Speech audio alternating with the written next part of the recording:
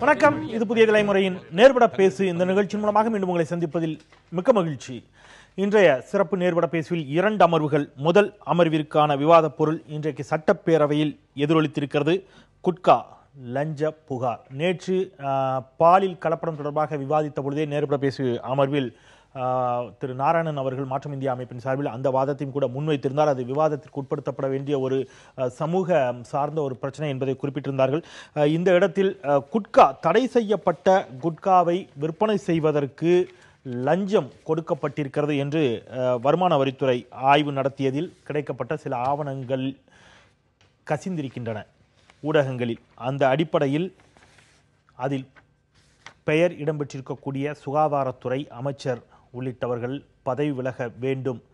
முன்னாள் காவல்துறை தலைவர், தமிழக காவல்துறை தலைவர் டிஜிபி ஜார்ஜ் உள்ளிட்டவர்கள் அதில் லஞ்சம் பெற்றார்கள் என்று குறிப்பிடப்பட்டிருப்பதாக வெளியாகி இருக்கக்கூடிய அந்த செய்தியை மையமாக வைத்து இன்றைக்கு எதிர்க்கட்சிகள், குறிப்பாக திராவிட முன்னேற்ற கழகம் சட்டப்பேரவையிலும் இந்த பிரச்சனையை எழுப்ப முயற்சி செய்தது.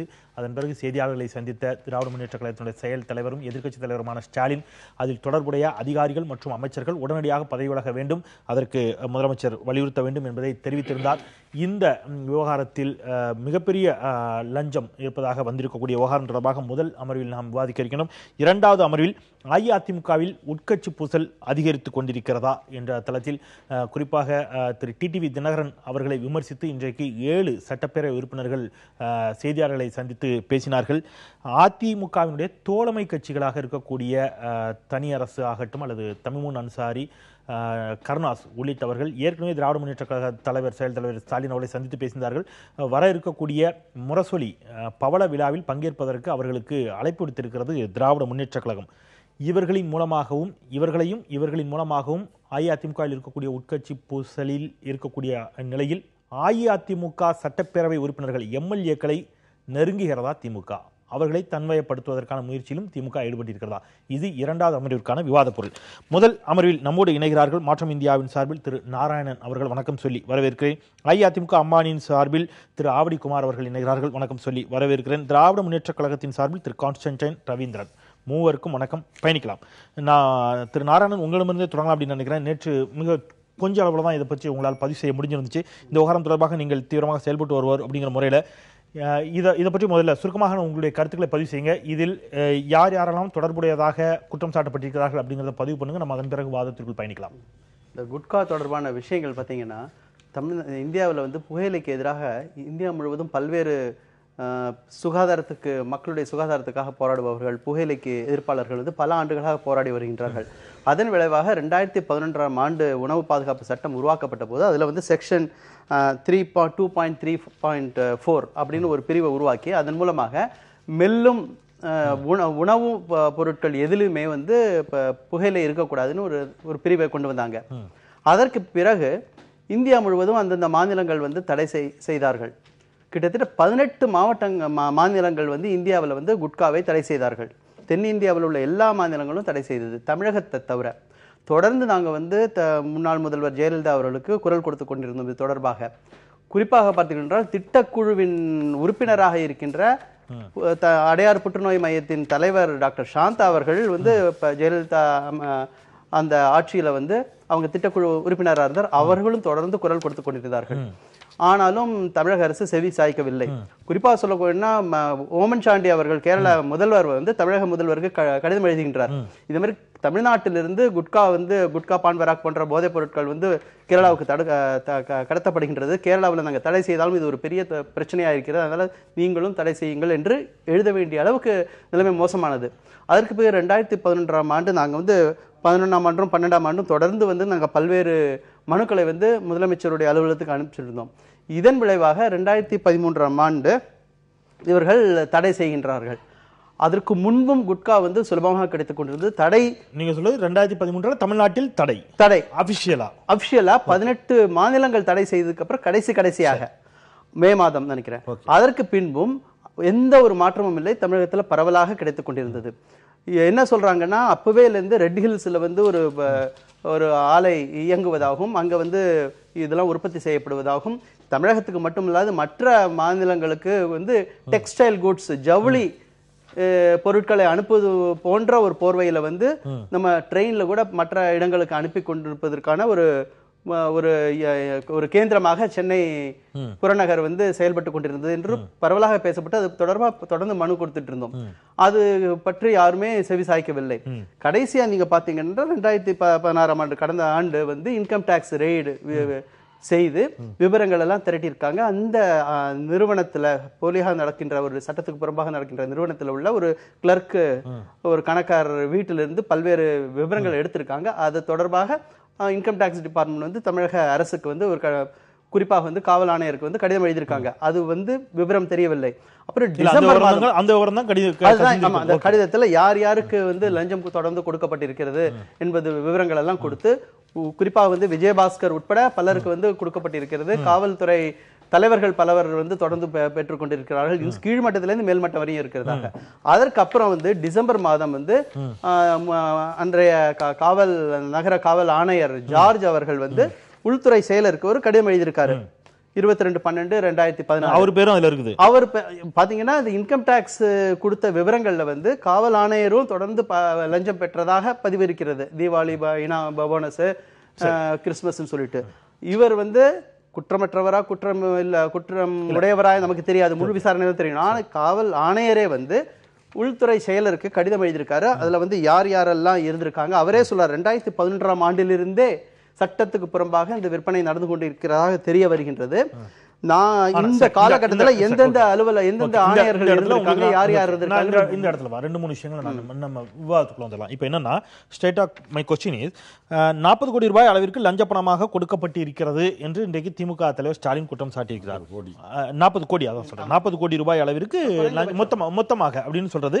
தனித்தனியாக வந்து மாசம் இவ்வளவுன்னு வாங்கியிருக்கிறாங்க. தீபாவளி இனமாகவே பல லட்சம் ரூபாய் கொடுக்கப்பட்டிருக்கிறது அப்படிங்கிறதெல்லாம் அதுல குறிப்பிடப்பட்டிருக்கிறது. அப்படிங்கிற 56 லட்சம் ரூபாய் மாசம் 14 லட்சம் ரூபாய் வச்சு வாங்கி அப்படிங்கறதெல்லாம் அதுல குறிப்பிடப்பட்டிருக்கு. இதுல வந்து சுகாதாரத்துறை அமைச்சர், மக்கள் நல்வாழ்வுத்துறை அமைச்சர் விஜயபாஸ்கருடைய பெயரையும் நம்முடைய முன்னாள் காவல்துறை தலைவர் ஜார்ஜ் உள்ளிட்டவர்களையும் அதில் குறிப்பிட்டிருக்கிறது இன்கம் டாக்ஸிலுடைய அந்த இதுல.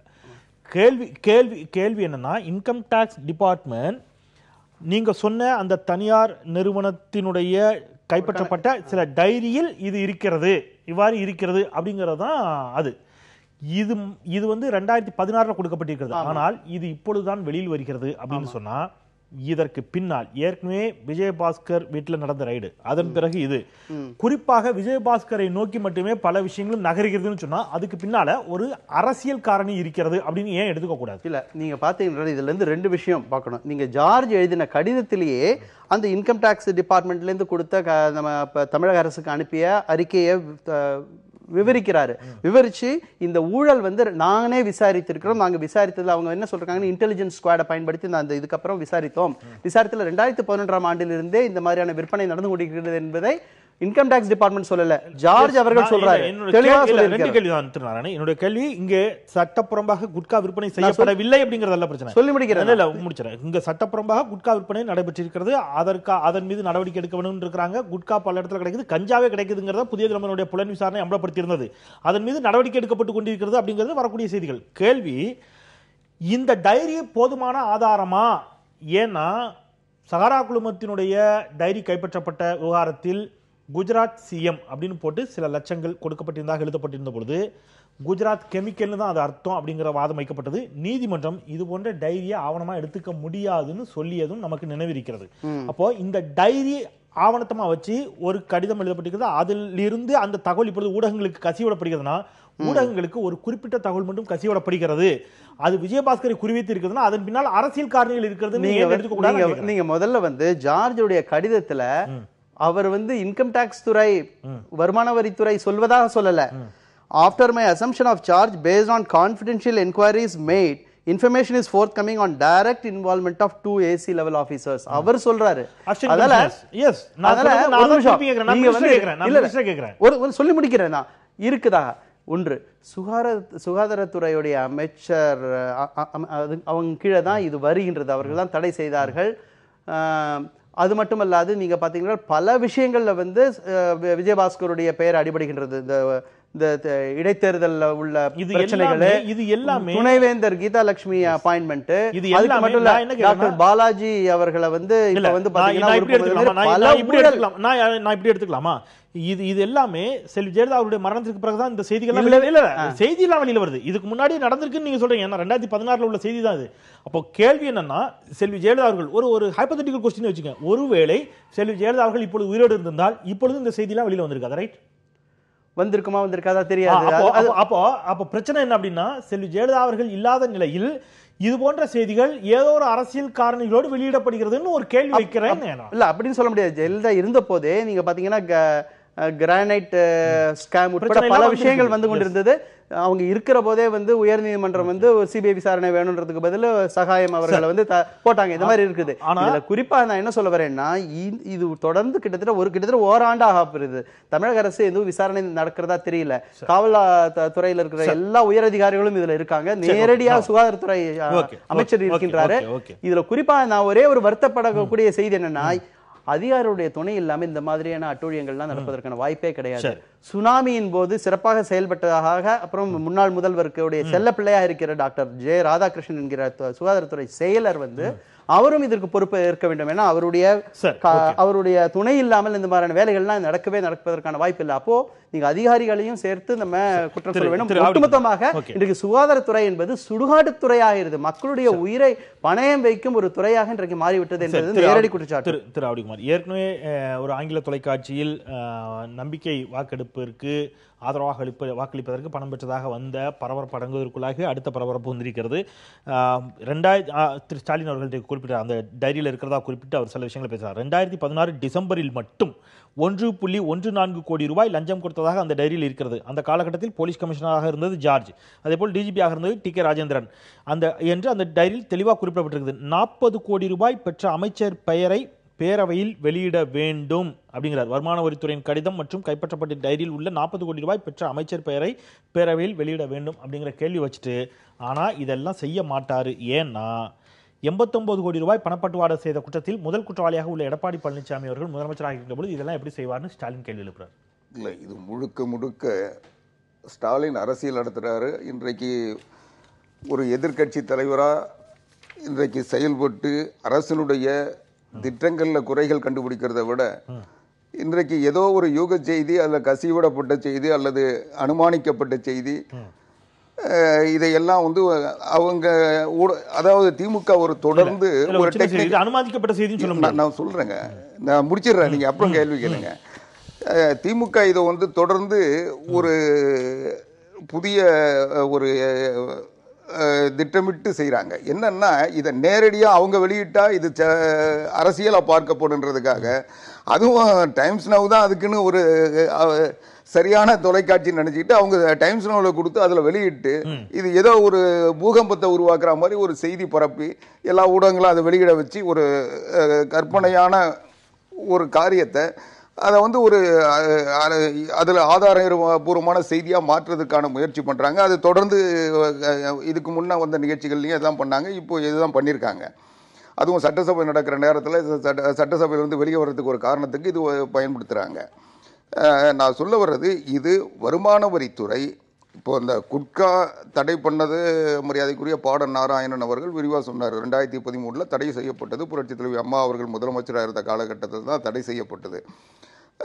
அதற்கு பிறகு சில குறைபாடுகள் சமீபத்தில் கூட ஒரு 2 மாதங்களுக்கு முன்பாக ரெட் ஹில்ஸில் ஒரு குடவுன் பிடிபட்டு அந்த குடவுன்ல இருந்து இந்த போதைப் பொருட்கள்லாம் கைப்பற்றப்பட்டது. இன்றைக்கு கூட நம்முடைய விமான நிலையங்களிலும் மற்ற இடங்களிலும் இன்றைக்கு கூட ஹெராயின் போன்ற போதைப் பொருட்கள் கைப்பற்றப்படுவது இருந்து கொண்டு தான் இருக்குது. அதுவும் விலை அதிகமான பொருட்கள் நேற்றைக்கு முதல் நாள் கூட ஒரு போதை இல்லை. நான் சொல்றேன்,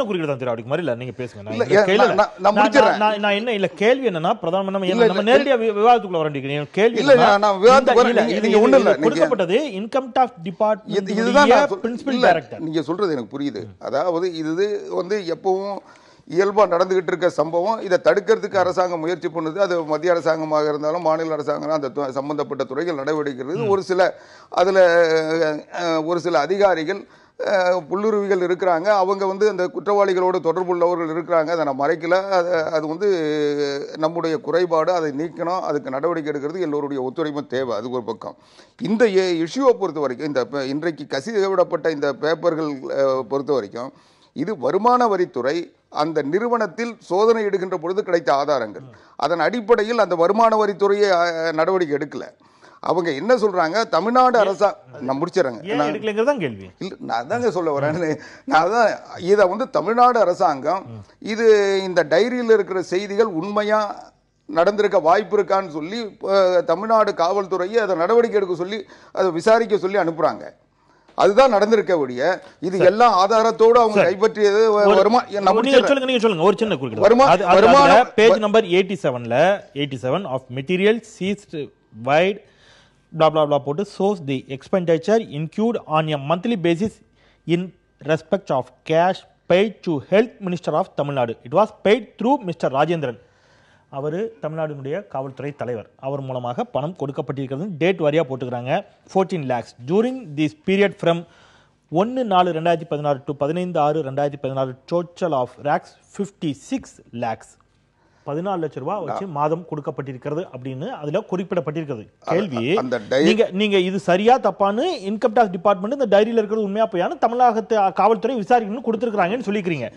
கொடுத்தது 2016. இதுவரைக்கும் தமிழ்நாடு காவல்துறை என்ன விசாரணை இல்லை. அதுதான் அவங்க விசாரணை பண்ணலன்னு நீங்க சொல்ல முடியாது. மரியாதைக்குரிய பாரன் நாராயண் என்ன சொன்னாரு, அப்ப கமிஷனராக இருந்த ஜார்ஜ் வந்து அங்க இருக்க அசிஸ்டன்ட் கமிஷனர்கள் இதுல சம்பந்தப்பட்டிருக்கலாம், இதை விசாரிங்கன்னு சொல்லி அவர் உள்துறை செயலாளருக்கு எழுதிதான் இருக்கிறாரு. காவல்துறை தலைவர் பேரே இருக்கு, அசிஸ்டன்ட் கமிஷனர் அவருக்கு ஜார்ஜ் குறிப்பிட்டாருன்னு சொல்றாரு கமிஷனர்.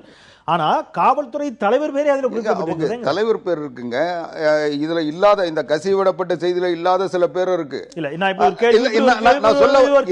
ஒரு குறிப்பிட்ட நபர்கள் இதில் கசிவிடப்பட்டிருக்கு, இது இல்லாம செய்திகள் இருக்கு, அந்த மொத்த பக்கமும் வெளியே வரல.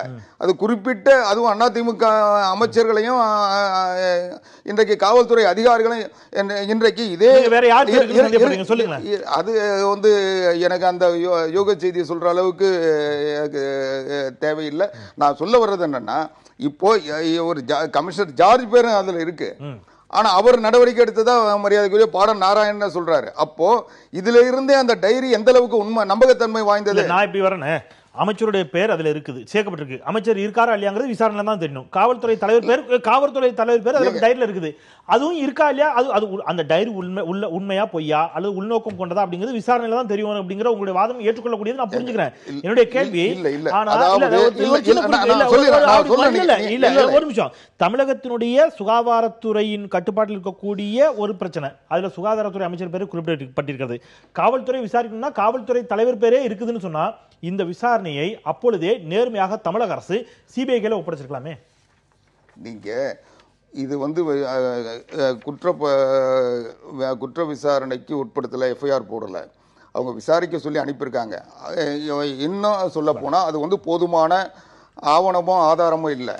அவங்க வந்து ஒரு விசாரணை, ஒரு டைரின்றது இன்றைக்கு பெரும்பாலும் பல குற்றவாளிகள் நீங்க பாத்தீங்கன்னா அவன் வந்து அந்த குற்றத்துல தப்பிக்கிறதுக்காக யார் யார் நடவடிக்கை எடுத்தானோ அந்த அதிகாரி மேல எல்லாம் வந்து அவன் புகார் அனுப்புறது, இன்னைக்கு தப்பிச்சு போறதுக்கு பல.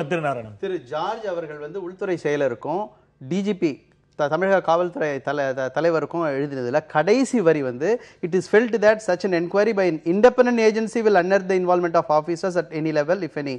It will also facilitate taking action against those involved and clearing the names of others who are not involved.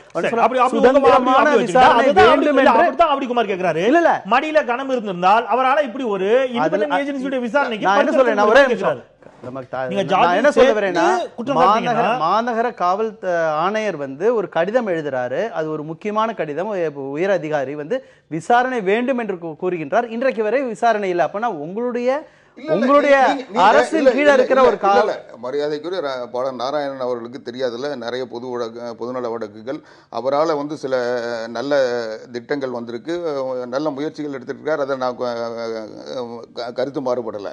நான் கேட்கறது, இந்த விசாரணை நடக்கலன்னு நீங்க எப்படி சொல்லுவீங்க? என்ன நடக்குன்னு சொல்லுங்க. அது தேவைப்படுற ஒரு குற்ற விசாரணை வந்து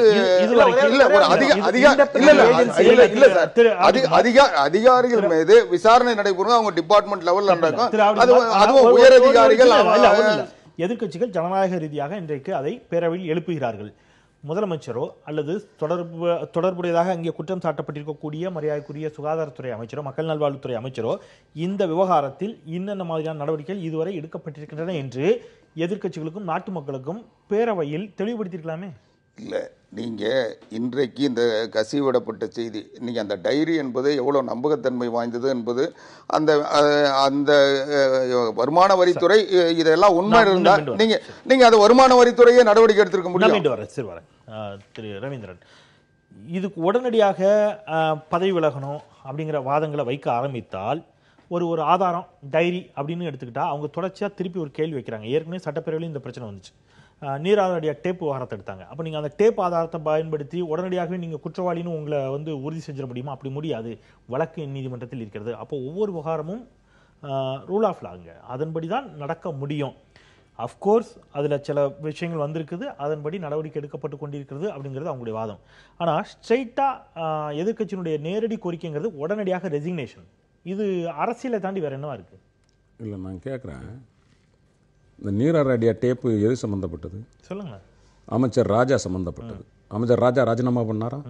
பண்ணிட்டாரா? சொன்னாரு 2010 ராஜினாமா பண்ணாரா இல்லையா? சொல்லுங்க. ராஜினாமா அவர் மேல அந்த குற்றச்சாட்டு வந்து எதிர்க்கட்சிகள் கேட்கும்போது அவர் ராஜினாமா பண்ணிட்டார்ல. டேப் வந்து எடுத்தனால 2010 ரெண்டு டேப் வந்து ரெண்டாவது நாள் இல்ல அவர் ராஜினாமா பண்ணாரா? எப்போன்னு கேக்குறேன். இல்ல அவர் ராஜினாமா பண்ணாரா இல்லையா? எப்போன்னு சொல்லுங்க. எப்பங்கிறது பிரச்சனை இல்ல சார். அந்த வழக்கு வழக்கு வர்றதுக்கு முன்னாடி அவர் ராஜினாமா பண்ணாரா இல்லையா? அவருக்கு அடுத்த முறை சீட்டு கொடுத்தீங்களா இல்லையா? அது எங்க விருப்பங்க? அதுதான் நான் கேக்குறேன். அது எங்க விருப்பம்? ராஜினாமா பண்ண சொல்லு. ராஜினாமா பண்ண சொல்றது நாங்க எங்களுக்கு நியாயம் இருக்கு. உங்களுடைய வழிமுறைகள் ஒரு மாதிரி இருக்கிற மாதிரி எங்களுக்கு ஏங்க நீங்க கேக்குறீங்க நீராராடியாவை கேக்குறீங்க, நீராராடியாவுக்கு ராஜா ராஜினாமா பண்ணிருக்காரு நான் சொல்றேன். அப்ப நீங்க அவர்கிட்ட கேட்கணும், எங்க ராஜா ராஜினாமா பண்ணிருக்காரு, ராஜினாமா பண்ண சொல்லுங்க. இப்படி வச்சுக்கலாம். இல்ல செந்தில் சார், நீங்க நான் என்ன சொல்றேன், நீங்க நடுநிலைமையான நெறியாளரா இருந்தா ஒரு நிமிஷம் நான் பேசிடுறேன். நடுநிலைமையான நெறியாளரா இருந்தா ஏங்க நீராரேடியா டேப்பை ஒத்துக்க முடியாதுன்னு சொன்ன திமுக ராஜாவை ராஜினாமா செய்ய சொன்னதை போல விஜயபாஸ்கரை ராஜினாமா பண்ண சொல்லுங்க. சொல்லுங்க. கனிமொழி என்ன பதவி ராஜினாமா செஞ்சார்? கனிமொழி எம்பி ராஜினாமா பண்ணாரா? எம்பி பதவி யார் ராஜினாமா பண்ண சொல்றா? அமைச்சர் பதவி தான் இப்ப ராஜினாமா பண்ண சொல்றோம். எங்க அமைச்சர் பதவி தான் ராஜினாமா பண்ண சொல்றோம். இல்ல நான் ஒரு நிமிஷம், இங்க அமைச்சர் பதவியை தான் நம்ம ராஜினாமா பண்ண சொல்றோம். போற அதே ரூட்ல தான் அவங்களும் அவங்க அரசியல் எடுத்துட்டு போகணும்னு தீர்மானிக்க. இல்ல நாங்க சொல்றது ஒரு நேர்மையான அரசியல். நீங்க தீர்மானிக்க முடியாது. நாங்க சொல்றது ஒரு நேர்மையான அரசியல். நீங்க ஒரு மாரல், ஒரு எதிக்ஸ், ஒரு அது நீங்க விதண்டாவாதமா கூட வச்சுக்கங்க. கிடையாது. இல்ல ஒரு நாங்க சொல்றது விவாதம். ஒரு விதண்டாவாதமா கூட நீங்க பண்றது. ஆமா, நீங்க பண்றது விதண்டாவாதம். ரைட், சொல்லுங்க. தப்பு இல்ல, அப்படி சொல்லுங்க. நீங்க டேப் வழியாகி எத்தனை ஆண்டுகள் கழித்து அல்லது எத்தனை மாதங்கள் கழித்து ரிசைன் பண்ணீங்களோ அது மாதிரி அவங்களும் பண்ணுவாங்க. அப்படி எடுத்துக்கலாமா? இல்ல நான் என்ன சொல்ல வரேன், இல்ல நான் என்ன சொல்ல வரேன், அடுத்த நாளே பண்ணணும் என்பதல்ல. ஒன்னு சொல்றேன். இல்ல நீங்க நடந்த விவகாரங்களை பாராளுமன்றத்தில் எழுப்புகிற போது, பாராளுமன்றத்தில் அடுத்த கூட்டத்தொடரில் எழுப்பப்படுகிற போது ராஜா அவர்கள் ராஜினாமா செய்து விட்டார். இதான் இப்ப நாங்க என்ன கேட்டிருக்கோம், ஏங்க இது முதல் குற்றச்சாட்டு இல்லைங்க. சரி, நீங்க சொல்ற வாதத்துக்கே வரேன். 89 கோடி வந்து இப்ப எத்தனை நாள் ஆச்சு? சரி வச்சுக்கோமா, நீங்க சொல்றீங்கல்ல இதுக்காக அவர் ராஜினாமா பண்ண வேண்டாங்க. இந்த 89 கோடி வந்துச்சுல, வந்து இப்ப ஒரு 3 மாசம் ஆச்சுல, இப்ப ராஜினாமா பண்ணிட்டு ஏங்க நாங்க சொல்றது தார்மீக பொறுப்பேற்று இதுக்கு முன்னாடி பண்ணிருக்காங்க. இன்னொன்னு தெரியுமா உங்களுக்கு, மத்திய அமைச்சராக இருந்த சாஸ்திரி அவர்கள், நம்ம நிதிஷ்குமார் அவர்கள், அவங்க ரயில்வே அமைச்சராக இருக்கும்போது ஒரு ஆக்சிடென்ட் நடந்ததுக்கே தார்மீக பொறுப்பேற்று ராஜினாமா பண்ணிருக்காங்க. அவங்கள போய் வண்டி ஓட்டினாங்க கிடையாது. அப்போ நம்ம என்ன சொல்றோம், ஒரு பொது வாழ்க்கையில ஒரு எத்திக்ஸ், ஒரு நீதி, ஒரு நியாயம், இதன் அடிப்படையில் அவரை நாங்க எம்எல்ஏ பதவி விட்டு போக சொல்ல, நீங்க அமைச்சரா இருக்க நீங்க விலகி நில்லுங்க. விலகி நின்று உங்க மேல இருக்க குற்றச்சாட்டை நீங்க இல்லன்னு ப்ரூவ் பண்ணிட்டு நீங்க அமைச்சராக ஒன்னும் தப்பு கிடையாது. நீங்க இவருன்னு எடுத்துக்கோனா பொதுவா எப்படி வேணா எடுத்துக்கங்க. குற்றச்சாட்டுகள் அப்படிங்கிறது அரசியல்ல வைக்கப்படாத அரசியல் தலைவர்கள், ஆட்சியாளர்கள் திமுக யாரெல்லாம் இருக்காங்கன்னு சொல்லுங்க. யார் மேல இருந்துச்சு இப்படி ஒரு குற்றச்சாட்டு? ஒரு 2 பேர் சொல்லுங்க. நீங்க சொல்லுங்க. இல்ல தமிழ்நாட்டுல சார், நான் என்ன கேக்குறேன், தமிழ்நாடு நான் யார் மேல இல்லங்கறேன், நீங்க ஒரு ப்ரூஃப் கொடுங்க. தமிழ்நாட்டுல இந்த மாதிரி இந்த அமைச்சர் மேல இந்த மாதிரி ஒரு வருமான வரி குற்றச்சாட்டு அல்லது ஒரு டைரி குற்றச்சாட்டு இது இந்த மாதிரி சட்டமன்றத்தில் கொண்டு வரப்பட்டது சொல்லுங்க. அல்ல அண்ணா ஆவடிக்குமார் சொல்லுங்க. அதாவது அந்த மாதிரி வந்ததை சொல்லுங்க முதல்ல, அதுக்கப்புறம் நீங்க விளக்கத்தை சொல்லுங்க. கேட்டீங்க, நான் சொல்றேன். சொல்லுங்க. பொன்முடி அமைச்சராக இருந்த போது அவர் குவாரியை அவர் மகன் மேலே கொண்டாரு வழக்கு இருந்து, இன்னைக்கும் வழக்கு இருக்கு. மணல் இந்த குவாரி, கிரைண்ட் குவாரி. அது மட்டும் இல்லை, நீங்கள் பேச சொன்னீங்க நீராராடியா டேப்புக்காக அமைச்சர் ராஜா ராஜினாமா பண்ணலை. அவர் அந்த 2G ஸ்கேண்டல் நீராராடிய டேப் எங்க நான் முடிச்சிடுறேன். எங்க எப்போ வெளியே வந்ததுன்னா கலைஞர் டிவிக்கு 2000 கோடி 200 கோடி பண பரிமாற்றம். அந்த பண பரிமாற்றத்தை இவங்க வந்து ஒரு அதை திருப்பி கொடுத்ததா ஒரு டாக்குமெண்ட் ரெடி பண்றாங்க. அந்த டாக்குமெண்ட் விசாரணையில் வர சொல்ல அது போலியான நிறுவனங்கள் கிட்ட இருந்து வாங்கப்பட்டதா செய்திகள் வருது. அதுக்கு அந்த விசாரணை நடந்துட்டு இருக்க சொல்ல இவர் வந்து அப்போ உளவுத்துறை தலைவராக இருந்த ஜாபர் சேட் சொல்றாரு, நான் வந்து எல்லாத்தையும் சரி பண்ணிட்டேன், அந்த பணம் அங்கிருந்து வாங்கி இந்த நிறுவனத்தில் மாற்றி அந்த ரெக்கார்டெல்லாம் மாற்றிட்டேன், அதனால இந்த பணம் வந்து இன்னொரு இடத்துல ரெடி நான் முடிச்சிடறேன். இதை வந்து கனிமொழி கிட்ட பேசுறதும் கருணாநிதியுடைய மனைவி கிட்ட பேசுறதும் அதுதான் ஜாபர் சேட் பேசுற நீராடிய டேப்பு எல்லாம் எதுவாகவும் இருக்கட்டும். அவர் கேட்கறது ஒரு குற்றச்சாட்டுல அன்றைக்கு திரு ஆராசா அவர்கள் தன்னுடைய அமைச்சர் பதவியை ராஜினாமா செய்தார். வழக்க சந்திச்சுட்டு நான் வெளியில வருவேன். அவர் வந்து இன்னைக்கு அவர் அதான் சொல்றாரு, நாங்க வழக்க நேரடியா இன்னும் சொல்ல போனா அவங்க இன்னும் ஒருபடி மேல சொல்றாங்க, நாங்க வாய்தா கூட கேட்கலங்கிறாங்க. எந்த இடத்துலயும் வாய்தா கேட்காம வழக்க சந்திச்சுட்டு இருக்காங்க. அதே அஇஅதிமுக செய்யுமாங்கிறதா அவருடைய கேள்வி. நம்ம ஒரு பிரேக்கு அப்புறம் பேசலாம், ஒரு சின்ன இடைவெளிக்கு அப்புறம் பேசலாம். குட்கா அப்படிங்கிறது பல லட்சம் பேர் இந்தியாவில் வாய் புற்றுநோயால் இறந்து கொண்டிருக்கிறார்கள் இந்த குட்காவினால் என்பதை அறிந்த பிறகு அந்த குட்காவிற்கு இந்தியாவின் பல்வேறு மாநிலங்களிலும் தடை விதிக்கப்பட்டது. இந்திய மைய அரசும் அதற்கான தடையாணையை பிறப்பித்திருந்தது. இந்த இடத்துல தடை செய்யப்பட்ட குட்கா இன்றும் கூட சென்னை உள்ளிட்ட தமிழகத்தின் பல்வேறு பகுதிகளிலும் சரளமாக விற்பனை செய்யப்படுகிறது என்பது எதை நோக்கி நகர்கிறது? இதில் மக்கள் நல்வாழ்வுத்துறை அமைச்சருக்கும் காவல்துறை தலைவருக்குமே இதில் லஞ்சம் கொடுக்கப்பட்டிருப்பதாக வந்திருக்கக்கூடிய செய்திகள் எதை நோக்கி சென்று கொண்டிருக்கின்றன என்ற கேள்வி எழுப்புகின்றன. திரு நாராயணன், இதுல குட்கா தடை செய்யப்பட வேண்டும், அது வந்து இல்லீகலா கூட விற்பனை செய்யப்படக்கூடாது அப்படிங்கிறது ஒன்று. இன்னொன்று, இதில் காவல்துறையினுடைய உயர் அதிகாரிகள் அமைச்சருக்கு தொடர்புடையதாக வந்திருக்கக்கூடிய வருமான வரித்துறையுடைய அந்த வெளியில் கசிந்திருக்கக்கூடிய அந்த தகவல், இந்த இரண்டு இது வேற இது வேற. இப்போ எதிர்க்கட்சிகள் இந்த பிரச்சனையில அமைச்சர் பதவி விலக வேண்டும் இந்த மாதிரியான கோரிக்கைகளை மையப்படுத்துறாங்க. இதை நீங்க இந்த ரெண்டு பிரச்சனையும் எப்படி பாக்குறீங்க? முதல்ல நம்ம வந்து இது ஏதோ லஞ்ச ஊழல் விஷயமா பார்க்க வேண்டாம். இந்தியாவில் வந்து லஞ்சம் ஊழல் வந்து பரவலா இருக்கிறது. உச்சநீதிமன்றமே பல முறை வந்து ஊழல் என்பது மனித உரிமை மீறல் என்றே சொல்லியிருக்கின்றார்கள்.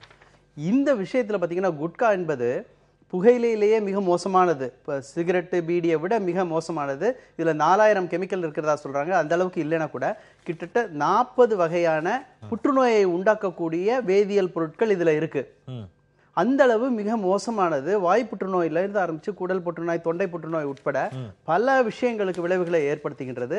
அதுவும் இன்றைக்கு பாத்தீங்கன்னா கிராமத்தில் இருக்கிற விவசாயிங்க கூட அதை பயன்படுத்த ஆரம்பிச்சாங்க. பொதுவாக வந்து வட மாநிலங்களில் இருக்கிற அந்த பழக்கம் வந்து இங்க வர்ற வட மாநில தொழிலாளர்கள் மூலமாக ஒட்டுமொத்த சமூகத்துக்கும் பரவிவிட்டது. பள்ளி மாணவர்கள் வந்து பயன்படுத்த ஆரம்பிச்சாங்க. அதனாலதான் இது தொடர்பாக நாங்கள் தொடர்ந்து விழிப்புணர்வு ஏற்படுத்தி கொண்டிருந்தோம். கை காசு செலவு பண்ணி நாங்கள் பண்ணி கொண்டிருந்தோம். இப்படிப்பட்ட ஒரு விஷயத்தை வந்து அலட்சியமாக எடுத்துக்கொள்வது, கிட்டத்தட்ட ஒரு ஆண்டாக விசாரணை இல்லாமல் இருப்பது, இது வந்து குட்கா வியாபாரம் என்பது ஒரு மரண வியாபாரம். நீங்க வந்து சொல்றீங்க போதைப் பொருட்கள் கடத்தல் இருக்கிறது, அப்பப்போ பிடிபடுறாங்கன்னு. அதெல்லாம் எப்படின்னா அரசு வந்து ஒத்துழைக்காம, இல்ல ஒரு சிலர் வந்து அந்த காசுக்காக செய்வது, அதுல வந்து அகப்படுவது எப்பொழுதுமே பண்றாங்க. இதுல இருந்து தடை செய்யப்பட்டது. உச்சநீதிமன்றம் மீண்டும் மீண்டும் உறுதிப்படுத்தியிருக்கு. கடந்த ஆண்டு செப்டம்பர் மாதம் கூட இதை வந்து உறுதிப்படுத்தி இருக்கிறது. குட்கா என்ன பண்ணாங்கன்னா, அவங்க வந்து 2 புகையிலையை தனியாகவும் மற்ற பொருட்களை தனியாகவும் 2 பாக்கெட்டா போட்டு பார்த்தாங்க. அதையும் வந்து உச்சநீதிமன்றம் தடை செய்திருக்கு. அப்படிப்பட்ட ஒரு விஷயத்துல வந்து ஒரு மரண வியாபாரத்துல வந்து காவல்துறை உயர் அதிகாரிகளும் அமைச்சர்களும் மாநகராட்சி அலுவலர்களும் இது உணவு பாதுகாப்புத்துறை அலுவலர்கள் உட்பட எல்லோருமே இருப்பதாக அடிப்படை ஆதாரம் இருக்கிறது. பிரைமா ஃபேசி, இது வந்து போகிற போக்கில் கொடுக்கிற ஆதாரம் இல்லை, பிரைமா ஃபேசி இருக்குது. இப்படிப்பட்ட ஒரு மரண வியாபாரத்தில் இவர்களே கலந்து கொள்வது, அதுவும் சுகாதாரத்துறை என்பது, அதனால தான் சொன்னேன் சுகாதாரத்துறை கிடையாது சுடுகாட்டுத்துறை என்று. நல்வாழ்வுத்துறை அமைச்சர் வந்து இந்த மாதிரியான விஷயங்கள் வந்து தீவிரமாக நடவடிக்கை எடுப்பதை விட்டுவிட்டு 2011 முதல்ல வந்து குட்கா தடை செய்யாமல் இருப்பதற்கு லஞ்சம் ஊழல் வாங்கி கொண்டிருந்தார்கள். தாராளமாக எங்களால் குற்றம் சாட்ட முடியும். அதனால தான் 18 மாநிலங்கள் தடை செய்ததுக்கு அப்புறம் கடைசியாக செய்தார்கள், விரைவாக செய்திருக்கணும். அதற்கப்புறம் என்னன்னா, இந்த தடையை பயன்படுத்தி சட்டத்துக்கு புறம்பாக நிதி பெருக்குவது, இது வந்து இந்த மரண வியாபாரத்தை வந்து இது எப்படி நம்ம பொறுத்து கொள்ள முடியும்?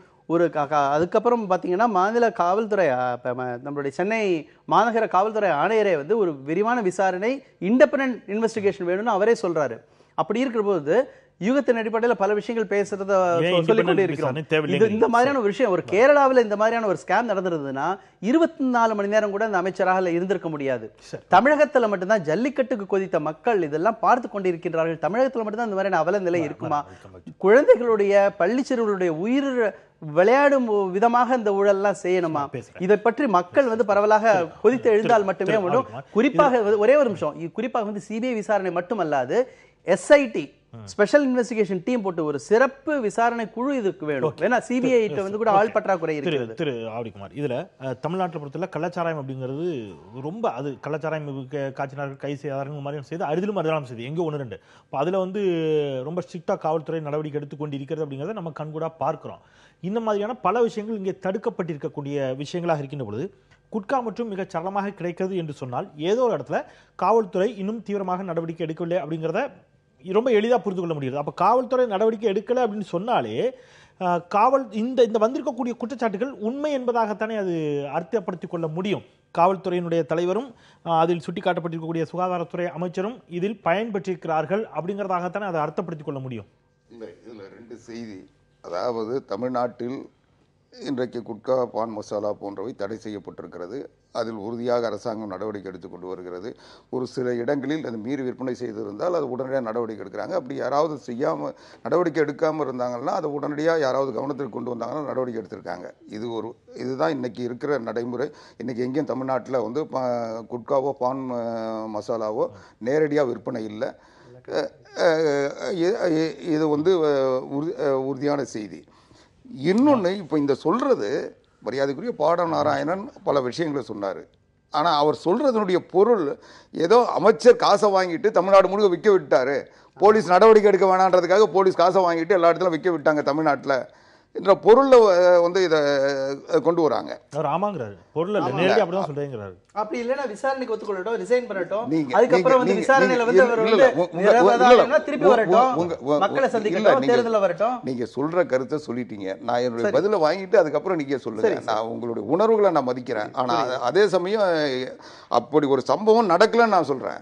நீங்க ஒரு டைரியில எழுதி வச்சாங்க, நான் நரேந்திர மோடிக்கு இவ்வளவு கொடுத்தான்னு சொல்லி முதலமைச்சருக்கு தந்தான்னு சொல்லி எழுதி வச்சாங்க. குஜராத் சிஎம் போட்டாங்க. குஜராத் சிஎம் அதுதான் அந்த பொருள்ல தானே எழுதி வச்சாங்க. இதுலயும் சுகாதாரத்துறை அமைச்சர் தான் இருக்கு, இதுலயும் பேர் இல்ல. அதை எழுதி வச்சுட்டாங்கன்றதுக்காகவே அந்த ஆதாரத்தை கொண்டு போய் கொடுக்க சொல்ல அதே நீதிமன்றங்கள் அதை ஏற்றுக்க முடியாது, நிராகரிச்சிருக்கு. அப்படி ஒரு நீதிமன்றங்கள் ஏற்றுக்கொள்ள முடியாத ஒரு ஆவணத்தை அல்லது ஒரு ஆதாரத்தை வைத்துக்கொண்டு இந்த ஆட்சியை விலகணும் அல்லது அமைச்சர் விலகணும், அதிகாரிகள் எல்லாம் டிஸ்மிஸ் பண்ணணும்னு சொல்றது என்பது இன்றைக்கு ஒரு சரியான நீதியாக இருக்காது. இப்படிப்பட்ட ஒரு சம்பவம் நடப்பதற்கு வாய்ப்பு இல்லை. சட்ட ரீதியாக நான் முடிச்சிடுறேன். நான் முடிச்சிடுறேன். ஏன்னா ஒரு அமைச்சர் நினைச்சா கூட இவரை காசை வாங்கிட்டு இது எல்லாம் வித்துக்கோன்னு சொல்றதுக்கு முடியாது. இன்னைக்கு அவருக்கு கீழே இது ஒரு நிர்வாகம். ஒரு அமைச்சர் விருப்பப்பட்ட சட்டத்துக்கு எதிராக ஒரு பொருளை தமிழ்நாடு முழுக்க விற்க சொல்லி ஒரு அந்த துறையினுடைய அமைச்சர் முடிவெடுத்து அவர் சொல்லிட முடியுமா? ரகசிய உத்தரவு போட்டு அதை செயல்படுத்த முடியுமா? குறுக்கீடு. புதிய தலைமுறை புலன் விசாரணையில் கடந்த வாரம் போதை என்ற பெயரில் ஒரு நிகழ்ச்சி கொடுத்திருந்தோம். கஞ்சா ரொம்ப எளிதா 2 விதமா நடக்குது. பாசிங்னு ஒன்று கொடுக்குறாங்க, நீங்க ஃபோன் பண்ணீங்கன்னா ஸ்பீடா ஒரு வண்டியில நிக்கிறாங்க, அப்படியே கையில கொடுக்குறாங்க, எல்லாத்தையும் பதிவு பண்ணும், காட்சிகளாக பதிவு பண்ணியது புதிய தலைமுறை. இன்னொன்னு நீங்க போய் அங்க ரொம்ப சாதாரணமா வித்துக்கிட்டு இருக்காங்க, ரொம்ப சகஜமா. இல்ல நான் அதான் ஆரம்பத்திலேயே பல இடங்கள்ல காவல்துறை அதிகாரிகள் இல்ல புழக்கத்துல இருக்கக்கூடிய இடத்துல நடக்குது. நீங்க சொன்னதை நான் ஆரம்பத்திலே சொன்னேன். அதாவது தடை செய்யப்பட்ட பொருட்கள் விற்பனை தடுக்கப்பட வேண்டும், அது சட்டப்படி தடுத்து இருக்கும். அதை மீறி சமூக விரோதிகள் அதை செய்யறாங்க. அப்படி கள்ளச்சாராயம் ஏன் கள்ளச்சாராயம் நேற்று கூட விழுப்புரத்துல கள்ளச்சாராயம் இப்ப ஆரம்பிச்சுட்டாங்கன்னு அங்கங்க போராட்டங்கள். அதாவது இன்றைக்கு அதுக்கு இன்னொரு காரணம் டாஸ்மாக் இருக்கிறதுனால அது குறைஞ்சிருக்கலாம். அதை எல்லாம் மூட சொல்ல அதையும் வந்துகிட்டு தான் இருந்தது ஏற்கனவே. அதனால இது எல்லாமே இன்றைக்கு இப்போ நான் சொல்றது அந்த போதைப் பொருள் தமிழ்நாட்டில் விற்கவே இல்லை, சட்டத்துக்கு எல்லாம் கட்டுப்பட்டு இருக்கிறாங்கன்னு நான் சொல்லவே இல்லை. நான் சொல்றது அது அத்துமீறல்கள் இருக்கு. ஆனால் அதுக்கு அதை நேரடியாக தடுப்பதற்கு முயற்சிக்கணும், அதுக்கு எல்லோருடைய ஒத்துழைப்போடு அதை நடவடிக்கை எடுக்கணும், அதற்கு மாற்று கருத்து இல்லை. ஆனால் அந்த குற்றத்தை செய்பவர்கள் அவர்கள் ஒரு டைரியில எழுதி வச்சுட்டாங்கன்னா, நான் வந்து அமைச்சர் காசு கொடுத்துட்டேன் அதனால நான் எங்க வேணா விற்கலாம்னு சொல்லி ஒரு நிலைமையை அவர் சொல்றாருன்னா அப்படி ஒரு சாத்தியம் இல்லை. அதிகாரிகள் எல்லா அதிகாரிகளுக்கும் மேலும் அவர் குற்றம் சொல்றாரு. காவல்துறை அதிகாரி அத்தனை பேரும் அவர்கிட்ட காசு வாங்கிட்டு அங்கங்க வித்துக்க நான் கட்டுக்க மாட்டோம் சொல்ல முடியாது. இதுல ஏதோ அங்கொன்றும் இங்கொன்றுமாக நடப்பதை போல் இல்லை. இது 380 கோடி ரூபாய் சென்னையில் மட்டும் பான் குட்காவில் மாதவராவ் MDM என்று விற்கப்படுகிற அந்த குட்கா 380 கோடி ரூபாய்க்கு விற்கப்பட்டிருக்கிறது என்று சொன்னால் அது அங்கொன்றும் இங்கொன்றும் நடக்கிற வியாபாரம் இல்லை. இதை போன்ற அமைச்சர்களுக்கும் அதிகாரிகளுக்கும் காவல்துறை ஆணையர்களுக்கும் கொடுத்தது போக 126 கோடி ரூபாய் மாதவராவுக்கு மட்டும் லாபம் என்று வருமான வரித்துறையில் அவர் ஒத்துக்கொண்டிருக்கிறார். அது மட்டுமல்ல, ஒத்துக்கொண்டிருப்பதாக செய்தி வந்திருக்கிறது. ஒத்துக்கொண்டிருந்ததான அவர் கொடுக்க முடியும். அவர் ஒத்துக்காம இவங்க கொடுக்க முடியாது. இப்ப நீங்க ஒரு ஸ்டேட்மெண்ட நீங்க கன்ஃபர்ஸ் பண்ணாம நான் கன்ஃபர்ஸ் பண்ணதா நான் சொல்ல முடியாது. ஏன்னா இது அதிகாரப்பூர்வமானது. அது மட்டுமல்ல, இன்னொன்னு இந்த 380 கோடி ரூபாய், இந்த 126 கோடி ரூபாய் லாபம், இதெல்லாம் போக ரொம்ப டெக்னிக்கலா அந்த நோட்ல என்ன அப்படின்னா வரிசையா, அதாவது TN/HM/GR/GR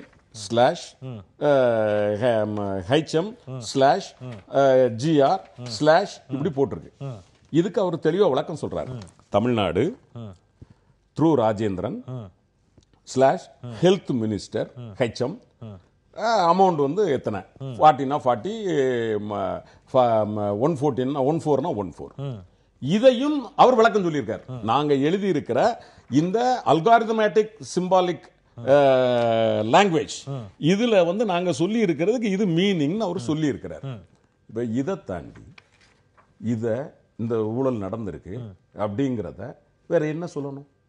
இன்னொன்னு, இந்த சட்டத்தினுடைய முகப்புரையில் அன்றைக்கு மறைந்த முதலமைச்சர் ஜெயலலிதா அவர்கள் அந்த சட்டத்தினுடைய முகப்புரையில் சொல்லியிருக்காங்க. அதாவது மக்கள் உயிரோடு விளையாடக்கூடிய இந்த மாதிரியான பொருட்கள் தடை செய்யப்பட வேண்டும் அப்படின்னு அவங்க சொல்லியிருக்கிறாங்க. ஆனால் இன்னைக்கு அது சர்வசாதாரணமாக நடமாடுகிறது என்று சொன்னால், இப்போ உங்ககிட்ட ஒரு கேள்வி, இது 2016 உள்ள விஷயம், இப்போ வெளியில வருது, இந்த செய்தி ஊடகங்களுக்கு வருகிறது அப்படின்னு சொன்னா, ஏற்கனவே விஜயபாஸ்கர் வீட்டில் கைப்பற்றப்பட்டதாக ஆவணங்கள் அதுவும் ஊடகங்களில் கசிவிடப்பட்டிருந்தது. அப்போ இன்கம் டேக்ஸ் டிபார்ட்மெண்ட் தங்களுடைய சோதனையில் கைப்பற்றப்படக்கூடிய ஆவணங்கள் அல்லது CBI ரைடு அல்லது அமலாக்க பிரிவினர் நடத்தக்கூடிய சோதனைகள் எல்லாம் கைப்பற்றப்படக்கூடிய ஆவணங்கள் ரொம்ப செலக்டிவா மீடியாவுக்கு கசியவிடப்படுகிறதா அப்படின்னு எடுத்துக்கிட்டா, அப்படி செலக்டிவா கசியவிடப்படுகிறதுன்னு எடுத்துக்கிட்டா, அதற்கு பின்னால் ஒரு அரசியல் இருக்கிறது அப்படிங்கிற வாதத்தை முற்றிலும் தவிர்த்து விட முடியுமா? தவிர்க்க முடியாது. அதாவது அது ஆல்ரெடி எங்களுடைய செயல் தலைவர் இந்த மத்திய அரசு செலக்டிவ் அரெஸ்ட், செலக்டிவ் இன்வெஸ்டிகேஷன் அப்படின்னு ஏற்கனவே இந்த ஸ்டேட்மெண்ட் கொடுத்திருக்கிறார். அதாவது நடந்துகிட்டு இருக்கு, பரவலா நடந்துகிட்டு இருக்கு, தேவையான இடத்துல தேவையானதை பயன்படுத்துறாங்க. இதுல மத்திய அரசினுடைய கை இருக்கு அப்படிங்கறதுல மாற்றுக்கிறதே கிடையாது. இதுல பின்னாடி இருக்கு.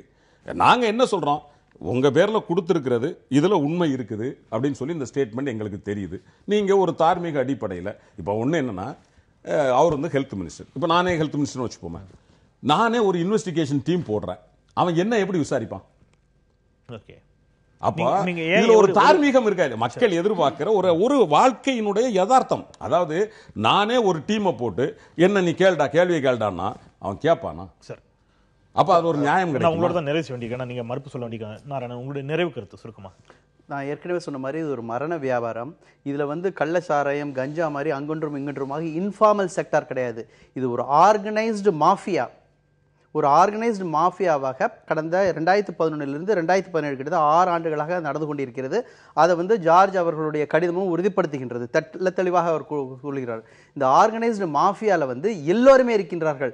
அவங்க தோழர் சொல்கிற போது சொன்னாங்க, சுகாதாரத்துறை அமைச்சர் வந்து லஞ்சம் வாங்குறதுனா கூட மிச்சம் எல்லாத்தையும் சுலபமாக பண்ணிட முடியுமா, பல அதிகாரிகள் இருக்காங்க, பலர் இருக்காங்கன்னு. இதில் என்னென்னா எல்லா துறையினரும், காவல்துறையினர், சுகாதாரத்துறை, நல்வாழ்வுத்துறையில் இருக்கிற உயர் அதிகாரிகள், நான் செயலரையும் சொல்கிறேன், அவர் வந்து ஊழல் பண்ணலைன்னா கூட அவர் கண்டுக்காமல் இருக்கார். அவருடைய துணை இல்லாமல் இந்த மாதிரியான வேலைகள்லாம் நடப்பதில்லை. அதனால் அவரும் வாயை திறக்கிறது இல்லை. அது மட்டுமல்லாது நம்மளோட சொன்ன மாதிரி மாநகராட்சியில் இருக்கிற அலுவலர்கள், உணவு பாதுகாப்புத்துறை எல்லோருமே சேர்ந்து இந்த மாஃபியாவை நடத்தி கொண்டிருக்கிறார்கள். இதெல்லாம் வந்து அந்த பங்கு பிரிக்கிற வேலை தான் நடந்திருக்கிறது. தெளிவாக இருக்கிறது. கொஞ்சமாவது வெக்கமான சுடுசொரணை இருந்ததுல தார்மீக அடிப்படை இருந்தால் இவங்கெல்லாம் உடனடியாக பதவி விலக வேண்டும். இது வந்து மக்களுடைய உயிரோடு விளையாடுற அரசியல் இதுக்குள்ள இருக்கலாம். பிஜேபி அரசியல் பண்ணலாம், திமுக அரசியல் பண்ணலாம், அதிமுக அரசியல் பண்ணலாம். இந்த அரசியல் விளையாட்டுல வந்து மக்களுடைய உயிர்களை, குழந்தைகளுடைய உயிரை பலிக்காட ஆக்கிடக்கூடாது. அது மட்டுமல்ல, சுகாதாரத்துறை அமைச்சர் வந்து பாத்தீங்கன்னா பல விஷயங்கள்ல அவர் மர்மமான செயல்பாடுகள் இருக்கிறது. முன்னாள் முதல்வர் ஜெயலலிதாவுடைய இறப்புல கூட முழுமையான வெளிப்படைத்தன்மை இல்லை. அதில் அவர் முதல்ல சரியா இருக்கும். அதாவது இது முழுக்க இது சாத்தியமே இல்லாத ஒண்ணு. இது வந்து நடைமுறையில் எந்த வகையிலும் செய்யும். ஏன்னா சுகாதாரத்துறை அமைச்சர் நினைச்சா கூட அவர் விற்பனையை வந்து கண்ட்ரோலில் கொண்டு வர முடியாது. அது வந்து காவல்துறை நடவடிக்கை எடுக்கும். காவல்துறை சம்பந்தப்பட்டது. அங்கே இருக்க மாநகராட்சி மற்ற இன்னும் சொல்ல போனால் நீங்கள் சமீபத்தில் கூட புடலில் பிடிச்சதை பார்த்தா வேற ஏதோ லைசன்ஸ் வாங்கிட்டு குடன் வச்சுட்டு ஃபாரின்லேருந்து பொருளை வந்து இதுன்றதா சொல்லி பல கோடி ரூபாய் பெருமானங்களில் போதைப் பொருட்கள் கைப்பற்றப்பட்டிருக்கு. அது மட்டும் இல்லாமல் கடந்த ஆண்டு பார்த்தீங்கன்னா சாக்லேட்டில் கூட இந்த போதையை வச்சுட்டு இந்த குட்கா மாதிரி சாக்லேட் குட்கா விற்க ஆரம்பித்தாங்க. ஆக அவங்க வந்து நவீனமாக ஒரு புது பிராண்டடை அறிமுகப்படுத்தி அதை விற்கிறாங்க. அது வட சென்னை பகுதியில் அது குறிப்பாக அதிகமாக இருக்குது. சாதாரண அதுக்கு வந்து அரசாங்கத்தினுடைய பார்வைக்கு வருகின்ற பொழுது நடவடிக்கை எடுக்கிறாங்க. ஆனால் இவங்க சொல்றது அதை வந்து நடவடிக்கை எடுக்கிறதுல குறைபாடு இருந்தால் அதை சுட்டி காட்ட உரிமை எல்லாருக்கும் இருக்கு. ஆனால் அதை வச்சுக்கிட்டு இந்த அரசாங்கமே காசை வாங்கிட்டு வந்து போதைப் பொருளை விற்க அனுமதிக்குது அல்லது விஷப்பொருட்களை விற்பதற்கு அரசாங்கம் தான் காரணம். இன்னும் சொல்ல போனா இவர் சொல்லக்கூடிய அந்த 2013 அவங்க அரசாங்கம் இல்ல என்ன மாதிரியான நடவடிக்கை அதுதான் சொல்றேன். இன்றைக்கு மரியாதைக்குரிய கான்ஸ்டன்ட் ரவீந்திரன் அவர்கள் சொன்னது போல புரட்சி தலைவி அம்மா அவர்கள் அதுல அந்த சட்டத்தை அமல் உத்தரவுல வாசகங்கள் வந்து உயிரோடு விளையாட வேண்டாம் சொன்னாங்க. அதுக்கு பிறகு அம்மா கீழ இருந்த ஒரு அமைச்சர் அதுக்கு காசு வாங்க முடியுமா, வாங்கியிருப்பாரா? அம்மா இருக்கு சொல்ற முதலமைச்சராக இருந்த காலகட்டத்தில் நிச்சயமா வந்து ஒரு அமைச்சர் இவ்வளவு துணிச்சலால் செய்யறதுக்கு வாய்ப்பே இல்லை. அதனால எந்த வகையிலும் இது நடைபெறாத ஒண்ணு. அந்த குற்றவாளிகள் அல்லது அவர்கள் வந்து தான் தப்பிப்பதற்காக அவர் எழுதி வச்சு அதை காட்டுறாங்களே ஒழிய இதுல எந்த உண்மையும் இல்லைன்றதுனாலதான் வருமான வரித்துறை இதை வந்து ஒரு ஆவணமா எடுத்துக்காம ஒரு விசாரணைக்குரிய ஒரு பேப்பராக பார்த்திருக்காங்க. இதுல இன்னும் கூட நிறைய புள்ளிகள் இருக்கின்றன பேசுவதற்கு, ஆனால் நேரமின்மை காரணமாக அந்த அளவிலே நிறைவேற்றலாம். நன்றி அரங்கில் இருந்த மூவருக்கும். இதில் யாருக்கு தொடர்பு இருக்கிறது இல்லை என்பதை தாண்டி இதில் திரு நாராயணன் சொன்ன ஒரு கருத்தை கூட நான் மீண்டும் நினைவூட்டி நிறைவு செய்கின்றேன். முதல் அமர்வை இது குழந்தைகள், குறிப்பாக 10 பருவத்து சிறுவர்களும் இளைஞர்களும் தொடர்ச்சியாக இது போன்ற போதை பழக்கங்களுக்கு அடிமையாக கொண்டிருக்கிறார்கள் என்பதை மிகுந்த கரிசனத்தோடும் கவலையோடும் ஏற்கனவே புதிய தலைமுறை ஒரு சிறப்பு நிகழ்ச்சியின் மூலமாக புலன் விசாரணையின் மூலமாக அமலப்படுத்தி இருந்தது.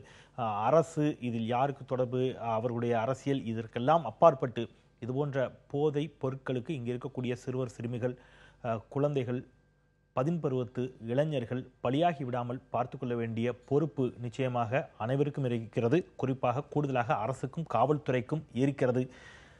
செய்வார்கள் என்ற நம்பிக்கையோடு முதல் அமர்வை நிறைவு செய்கின்றேன். 2வது அமர்வில் அஇஅதிமுகவில் அதிகரிக்கும் உட்கட்சி பூசல் தொடர்பாக விவாதிக்கலாம். இணைந்திருங்கள் ஒரு சிறிய இடைவேளைக்கு பிறகு.